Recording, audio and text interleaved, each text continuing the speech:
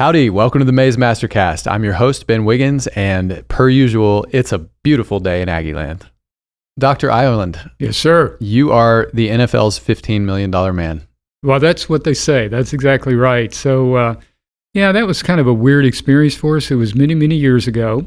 And my wife and I were on a driving trip. We were going out to the Grand Canyon, and we had stopped. I really don't remember where it was. I think it was in Arizona, actually. But we had stopped at a roadside park, and the car I had at that time, a Mazda Millennia. Now, that's a blast from the past. Yeah. Just at random had an NFL 15M license plate. So we were just standing there, and this guy came over to me, and I'm a runner, and I weigh about 145 pounds, and I have for, 40 years, 50 years. And looked at my license plate and looked at me and said, "You are in the NFL, and you have a $15 million contract?" And I said, "No, not quite. Just a random license plate. Would love to have $15 million in income, but I do not." Right. And so we had a good laugh about it. Yes. Yeah. And now, you have been in higher education for 45 years, which is even longer than Tom Brady's been around. Yeah. Starting at Texas Tech. Mm-hmm. Tell us a little bit about your journey. It's been quite a journey. Sure. Yes, I finished my PhD at Texas Tech in 1977. Mm-hmm. And we started our career at Oklahoma State University. And there were a couple of reasons we chose to go to OSU. We actually, of the offers we had, we thought we would take the offer from the University of Kansas because we both like basketball. And then we decided, that isn't the best reason to select a school when you're trying to start a career, the basketball program. So we chose Oklahoma State for a couple of reasons. One, Kirk Downey at the time was there, and Kirk was a Penn State graduate. Okay. But he's a very, very productive scholar, and I didn't know him. I knew of him until I interviewed there. But another key reason I went there is that Mike Hitt was on the Oklahoma State faculty. And Mike and I met at Texas Tech. In fact, when I was working on my master's degree at Tech, Mike was, when I was working on my undergraduate degree at Tech, Mike was working on his master's degree there. Okay. And I was assigned to him. He was my advisor. So we just randomly met at that time. Yeah. So Mike had gone to Oklahoma State when he finished his PhD from Colorado, and I knew I wanted to work with Mike. So we chose to go to Oklahoma State because there were some great colleagues there. Okay. Now, so Kansas versus Oklahoma State, what that triggers for me is you find this very strange. Kansas and Oklahoma State both have like a thing they do at the games where they wave their hands over their head. Yes, one of them is one hand. I don't know which one's one hand and which one's two. Is Yeah. I think Oklahoma State is two hands. Okay, so Kansas is one. Yeah, I think that's right. Okay. Yeah. So at the risk of getting us into academic esoterica, what was the best thing that you published together? Your opinion? I would think it wouldn't be a single article, but the work that we published around mergers and acquisitions early in the 80s primarily, running through the 1980s. I think that work was really foundational for us because it allowed us to move into a space around innovation. And from innovation, we moved into the entrepreneurship space. So the merger and acquisition activity was sort of the foundation of our research that allowed us to move into different areas. And it sort of was the springboard for everything that we've done. What was the biggest finding of that research? Yeah, I think one of the key findings was that there are certain things that firms can do when merging or when being acquired or acquiring that will cause innovation to be a product of that acquisition or that merger. There are certain things firms can do that will cause innovation not to surface in the newly combined firm. And we were very, very interested to see the differences and what firms needed to do to still be innovative or have the capability to innovate after a merger or after an acquisition. Because innovation is so foundational to success in organizations, in universities, in not-for-profit agencies. And we know, back in the 80s, innovation's importance was known, but it is really known now as we're in the 2020s. Right. And we all recognize that innovation is the pathway to success. Forgive me for pushing a little more on it, if you're getting acquired or you are acquiring, what is the most important thing you can do to make sure innovation comes out of that? Yeah, and there is a measure called R&D intensity, research and development intensity. Sure. Very simple measure. Okay. The amount of sales revenue that is being devoted by a firm to its innovation, to its research and development. Yeah. And so a key finding, of course, not surprising, is that once that merger occurs or the acquisition takes place, R&D intensity should not decline. Firms really should continue to invest heavily in innovation. And of course, through a merger and through an acquisition, particularly if the firm, let's say firm A acquires firm B, historically firms have been willing to overpay for an acquisition, pay more than the firm it is acquiring is actually worth as per the market. Yes. And once that happens, if we overpay, then we have to, the firm will say, find ways to reduce expenses because we have overpaid. Sometimes firms will say, well, we can cut R&D. R&D, first place they go. Because that's a very easy thing. That's a very easy function in an organization to cut. Okay. Yeah. At least historically, that's been the case. Right. And so when we cut the allocation to R&D, then of course we're going to have less innovation, less success in the marketplace. So entrepreneurship and innovation, like that is it. Like that's the hotbed right now. The biggest inefficiency in entrepreneurship is that only a few people feel like they can really pursue it aggressively. And if I'm, 40 years old, and I have a family and so forth, like I can't start a new company unless I'm in like a very unique position employment-wise. And so what I think, and I think business culture, holding aside the academic piece of it, but just as businesses in the private sector, we have done a pretty bad job of empowering entrepreneurship within our four walls. Yeah, and Ben, as you were saying, we have at least two spaces of entrepreneurship or entrepreneurial behaviors. Yes. One is the entrepreneur. The other, as you just said, is we can be entrepreneurial within organizations. And we want both. Obviously, our society wants both. Yeah. And of course, as you described, we know that entrepreneurship, for it to surface within the United States or any country in the world, any region in the world, it's a confluence of all sorts of events, availability of capital, governmental regulations, so on and so forth. So it's a confluence of influences that make it possible. Interestingly, the evidence suggests that for the individual entrepreneur who wants to start his or her business, it is typically not about, I want to do this for money, I want to do this so I can have my own business. It's typically about, I have a real passion for people to benefit from this product. Interesting. I've been able to develop this product that will create value for others and solve a problem for them and make their work life or their world easier or better in some form or fashion. So typically it isn't that, it's even that I think I can make a better cookie and that cookie is going to bring joy and pride to people because they're going to enjoy it. And so cookies bring a lot of joy. Cookies, So it's typically that the entrepreneur, and of course there are exceptions, but the entrepreneur typically really has a deep-seated, embedded need to say, I want to help others. And that's true inside organizations as well. Right. I want to help my business school, my university, my company do better so it can create more value for others. Right. Yeah. So then following on that, it would be nice if everybody was wired that way. Right. But not everyone is wired that way. Not everyone is. And so, Ben, here at the university, there have been discussions. Don't know exactly how this will play out, but President Banks has expressed an interest, and we'll see, that all university students at Texas A&M University have some kind of a touch with entrepreneurship before they graduate. And maybe that's just one course. Maybe it's an innovation course that all students take, but have some kind of a touch with some kind of an introduction to entrepreneurship as a way of understanding that phenomenon before all of our students graduate with degrees, either undergraduate or graduate.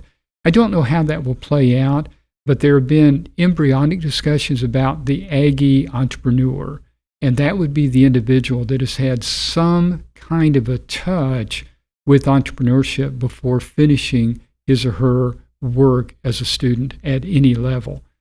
I'm really interested to see how that unfolds over the next couple of years. Yeah, absolutely. I think it would be a real benefit for our students, all of our students, just to have that, as you said, recognition of this is what the phenomenon is, this is what the phenomenon can produce. I want to talk about what kind of got you here. And in order to get to that, let's talk a little bit more about your academic journey. So Oklahoma State and then to Baylor. And we were at Baylor 17 years. And our children grew up in Waco. And we really, really enjoyed our time at Baylor. It's a wonderful institution. Oklahoma State is a wonderful institution. Of course. We were there at Oklahoma State for 6 years. Baylor 17. And we almost left Baylor a couple of times for different opportunities, always decided to stay primarily because of the children. They were very, very happy in school and doing well. After they graduated, we decided in 2000 to move to the University of Richmond in Richmond, Virginia, small private school. Okay. I don't know, of course, that's been a long time. It's been 18 years since we left there. I don't know to come to another small private school. Another small private school. So the difference in scale, though, is phenomenal. I know at one point, I don't know if it's true today, at one point, A&M has more faculty than the University of Richmond has students. Yeah, so, the scale difference is pretty phenomenal. But Richmond is a small, private, liberal arts university. Sure. Great school. Yeah. We really enjoyed our time there. The university is super, but it just doesn't have as strong of a research focus as I would like. Okay. For me, so we decided after 3 years that we were going to leave, and then left at the end of 4. Came to Texas A&M University. We were recruited here, and I've always been involved with A&M because of my kid who moved here in 1985. At the time, in 2003, we were interviewing both A&M and Ohio State. And I was born and raised in Ohio, so Ohio State would be sort of a go-home for me. My wife did not care for the university or the town, Columbus. And she's very, very Texan. And plus, the job at A&M was just so much better than the job at Ohio State. Okay. So we moved here in 2004, and we finished 18 years already. And it's been quite a ride. It's been terrific. We love A&M. We love all schools with which we've been affiliated, but we really love A&M. And I'll be retiring at about December the 1st of this year. We will stay in College Station. This is home to us now. And we just love the university, and we'll always be involved with it. Well, all respect to the Ohio State University. That's right. Yeah. I think I love the choice you made, and so glad to hear you'll be staying here. Thank you. I observed as you discussed your career, you talked about the we. Is that because you and Mary Ann were so close-knit in the decision-making? Yes, absolutely. We never made decisions without full consultation. In fact, we always had family meetings, the 4 of us, Rebecca, Scott, Mary Ann, and I. We always would sit down and we would talk about, okay. Did you bring a gavel and call the family meeting to order? This option has become available to us. Do we want to pursue it? And their insights were, because we always viewed the career as the 4 of us. It's a set of joint decisions for us. And I remember when we had an opportunity to come to Texas A&M, we talked about that as a family. We made the decision jointly. When I had the opportunity to become editor of the Academy Management Journal, we talked about that. And then when I had the opportunity to run to be, and then was elected to be president of the Academy Management, we talked about that. And I remember at one point we were talking, think that was when we were talking about running for the office of President of the Academy of Management. I remember Scott said, Dad, look, we know this is the right thing to do. Just go ahead and do it. And so we all became very, very oriented to let's talk through all of the possibilities, but let's make a decision as the four of us. Is this best for the four of us rather than best for any one or two or three of us? I'm fascinated by these family meetings. Like, did anyone ever tell somebody else you're out of order or anything like that? No, but they're very open, and any of us feel very comfortable saying, I'm not sure this is a good idea for the family. I'm not sure this is a good path for the family, and here's why. And that's always been very, very instructive for us. I think we're going to adopt that model in my family. But since our kids are 1 and 3, it's going to be a unique format. Brielle's going to say, I think what would be good for the family is if we have a lot of cookies tonight. Yes, because cookies bring joy. Cookies bring joy. That is right. You mentioned earlier that you have kind of a lean runner's build. That has been a continuing commitment for you during the course of all of this time. Why running? I started running seriously in January of 1980. Okay. And the reason I started running, I've always been oriented to exercise in some form or fashion. So we were at Oklahoma State in 1980. We were there from 1977 to 1983. And there was a racquetball club in Stillwater, Oklahoma, and a number of us from the business school played racquetball. And late 70s, early 80s, that sport was really, really popular. But of course, you have to have a partner to play racquetball.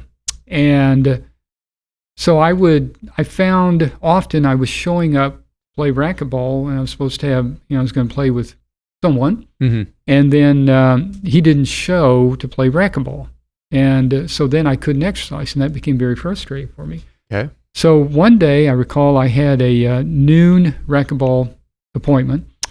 That individual didn't show, so I decided, well, I'm just going to run around the racquetball building. And so I ran a mile. And I thought, well, this is kind of fun. I've enjoyed this. And I'd run a little bit here and there, but not seriously. So I gave up racquetball for running because I really enjoyed it. So I just started adding to the mileage. And for years and years, I ran 8 miles a day, 7 days a week. And I actually had a running streak. I had 1,136 days of consecutive running without a miss. Ow. And the only reason I missed is I had to have surgery. I was in the hospital. So, okay. So that broke my streak. Yeah. And I've kept a diary every year, and I've run over 65,000 miles now, and since January of 1980. So I tell people every once in a while that I think I probably need an oil change, maybe new brake fluid, a little bit of this, a little bit of that. So I've been running almost 43 years, and I just love it. It gives me time to think about things.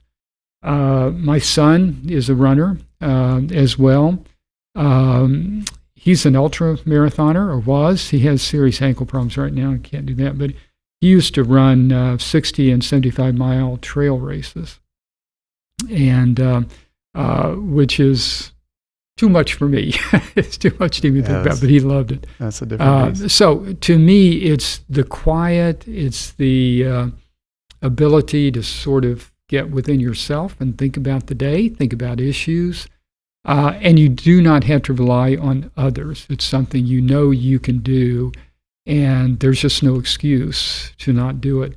So I do not sleep well. I never have. So I'm always up by 3 or 4 in the morning. So I run early in the morning. So that's been the running. I've thoroughly enjoyed it. Feet, hips, knees. How's that all? You said an oil change, but an oil change. Yeah, I've been really 65,000 miles is a lot of volume. It's a lot of miles. I've been very blessed. I've broken my left ankle running. I've had minor arthroscopic surgery on both hips, but I've never had any knee trouble. Huh. Yeah, I'm amazed. I really am. Yeah. So it's genetic. Some bodies can tolerate it a little easier than others, but I've just been very, very blessed to really not have any injuries. Have you read Born to Run? Yes. Okay. with the minimalist footwear movement, the barefoot and then the Vibrams and all of that. Yeah. So what are your thoughts on footwear, Dr. Ireland? Yeah. I have trouble finding shoes. My feet are very wide. Okay. So I use Brooks shoes, and I've gone through just about every brand. Dang. The running barefoot or virtually barefoot just does not resonate for me. I've tried it once or twice. It just doesn't work. Yeah, okay. I just think it's too much pressure on your feet. Right. So to me, it's Brooks. They seem to, the width function works really well for me. But what shoe do you wear? Brooks. When I'm running. If I'm doing CrossFit stuff, I wear trainers with less heel drop. Right. And I get all kinds of brands, just cheap stuff that I find on Amazon. Anything that's marketed on Instagram is out because I'm not paying for your marketing campaign. Exactly. You were the editor of the Academy of Management Journal for a while during this journey as well.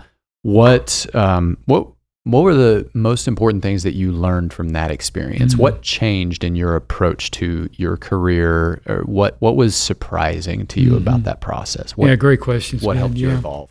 Academy Management Journal is the premier empirical journal in the management field. Mm-hmm. And Mike Hitt was the editor of Academy Management Journal. Angelo Denisi was also the editor, who used to be here at A&M. Okay. And for our management department at Mays Business School, AMJ has always been an important journal. Academy Management Review, others as well, Journal of Applied Psychology. Mm-hmm. But AMJ is just kind of really, really important to the field. And so to be blessed to have an opportunity to serve as editor, it's always a 3-year term, to serve as editor is something that allows you to give back. Yeah. And it allows you to say, here is where I think the field may be going, and I would like for scholars to contribute this kind of work to the field. It gives you an opportunity to influence and to shape research in the field to a degree. Mm-hmm. Of course, that shaping is always influenced by the kind of work that scholars are submitting. But it's a heavy responsibility. AMJ typically accepts about 5% of the manuscripts submitted, so about 95% rejection rate. Yeah. It's a very significant workload. In my last year, my third year, we exceeded 1,000 manuscripts for that year, which was the first year AMJ had gone beyond 1,000. Mm-hmm. And at that, when I was still editor, which concluded in 2010, there were not as many as associate editors as there are today, but AMJ now receives, I think, about 1,800 manuscripts annually. It's just an incredible process. But so I learned the need for discipline. You always have manuscripts to take care of because it's 24/7 electronically. Sure. I mean, when it's 6 o'clock in the morning here, it's 6 o'clock at night somewhere else, and et cetera. So you are literally receiving manuscripts 24 hours a day, 7 days a week. And it's a very, very labor-intensive process. I loved it. I was very blessed to have that opportunity. But I literally didn't have a day off for 3 years. You just have to do something with the journal every day, or it piles up.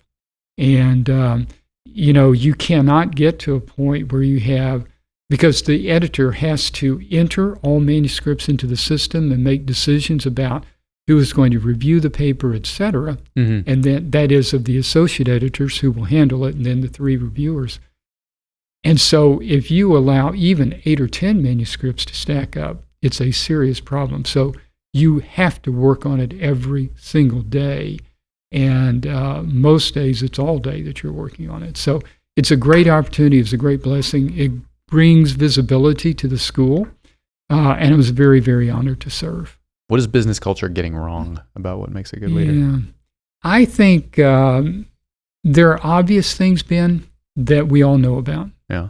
You must be an active listener, not just a listener, but an active listener. We all know that.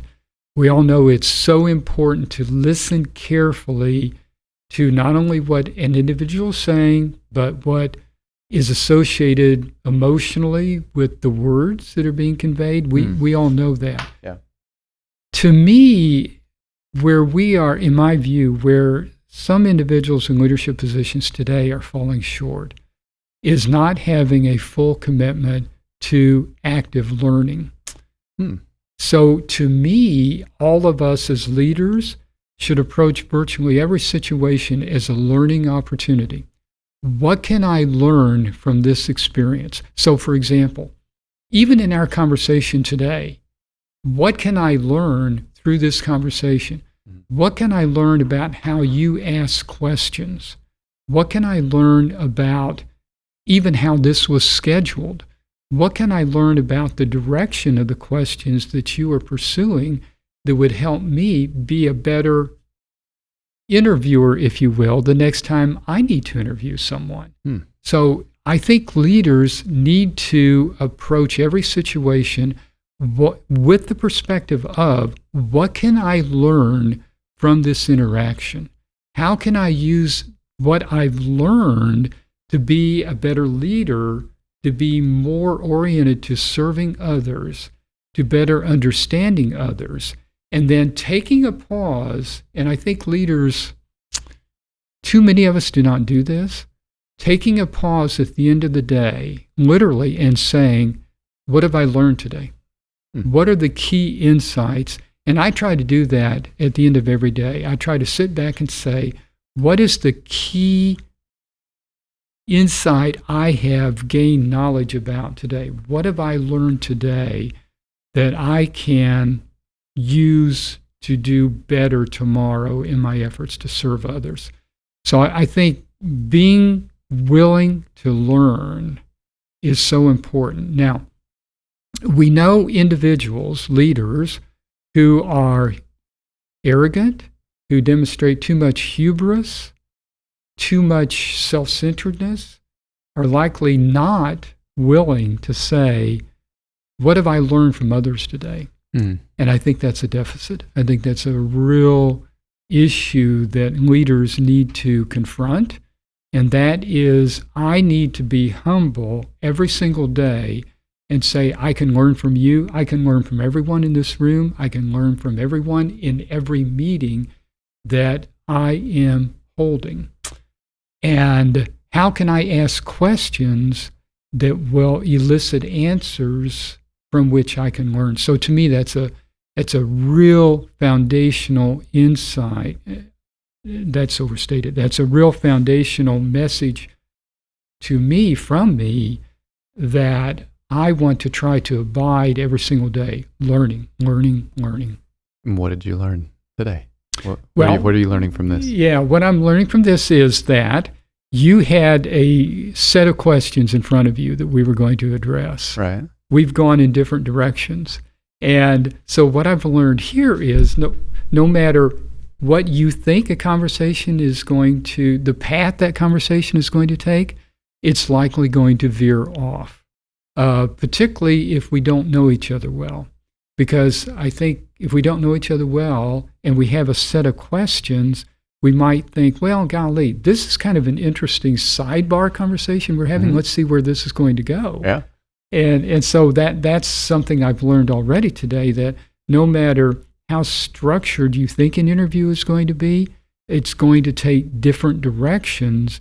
And maybe you have to be willing to let the conversation flow, yet still try to get it back on track so you make certain you don't miss key points.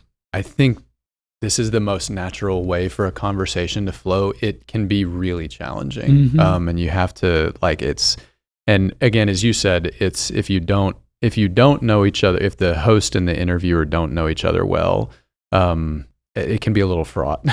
Sure. But anything else you wanted to share with us while we're here? About leadership? No, just in general. Oh. Just broadly. What else has crossed your mind today? I think just that,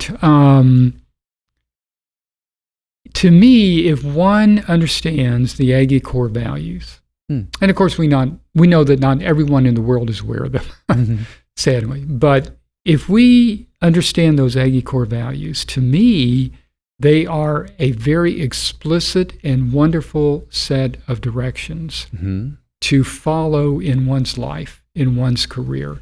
I mean, I know a time or two while here at A&M, I've been engaged in conversations that were not going particularly well. And I can recall 2 times when I've actually said, time out, we are not respecting each other. Let's stop this conversation. Let's take it up again when we can demonstrate respect, where we can demonstrate respect for each other's views and ideas and perspectives and positions. So we'll come back together when we can do that. But gosh, if we think about how could anyone say treating someone without respect is a good idea? How could anyone say acting without integrity is a good idea? And down the line with our other 4 core values. So I think those core values are incredibly important as guidance in our professional lives, in our personal lives. I've also found a great relationship between our Aggie core values, and I'm a person of faith, and the core values and faith. Obviously, they are mutually beneficial. They are mutually supportive. They integrate very nicely indeed. So I enjoy finding relationships between faith and our core values. I think our faith helps us demonstrate those core values. And I think it's, I think the life journey is one where we should all be open to recognizing opportunities and evaluating those very carefully and sort of saying, I'm going to pursue that opportunity. It may not be comfortable for me, but I'm going to do it because it looks interesting, because I think I can find a way to create value for others. And I think that selfless service core value is so vital. I think all of us need to be oriented to selfless service. What can I do today to create value for you? How can I approach this task in a way that is going to help you? And as we know as leaders, it is never about me. It is always about them. It's always about you. It is always about the others. And I think as long as we integrate those values into our person, whomever we are, into our DNA, it really serves well. So again, all 6 core values are so important. To me, selfless service is, when you're a leader, that's so important to be committed to that you are going to serve others without any concern about what is going to come back to you because of what you've done, but just selfless service is so vital. During one of our outstanding alumni events, I don't know if you were there, Ben, I was talking about the 6 core values, and I actually goofed on the last one. I said, and selfish service. Selfish service. No. I knew as soon as I said it, that's all wrong. That does not sound right. So I caught it real quickly. Any good bull today? And what is good bull exactly? Oh, just an opportunity to recognize someone else for something good or great they've done. Yeah, I think I would, since I am retiring here in a couple of months, I think I'd like to give good bull to Texas A&M University, Mays Business School. Fabulous institutions, both at the university level and certainly at the business school level. But I think more importantly, I'd like to give good bull to my family. Mary and I have been married 50 years and 1 month. So congratulations. 50 years and a month. Yeah. And she's been a wonderful life partner. She's been very, very dedicated to me and to our children. So I want to give good bull to her and to our children who've been spectacular. They're wonderful. I'm so blessed to have our son and our daughter, Rebecca and Scott. And then to our grandson, Jackson, who's a junior in high school this year. And wonderful people. And I'm just blessed to be around them. And then we'll retire about the 1st of December. Fair enough. All right. Dr. Ireland, thank you so much for the time Ben. Today. Thank you for your time. Thank you for MasterCast. Thank you.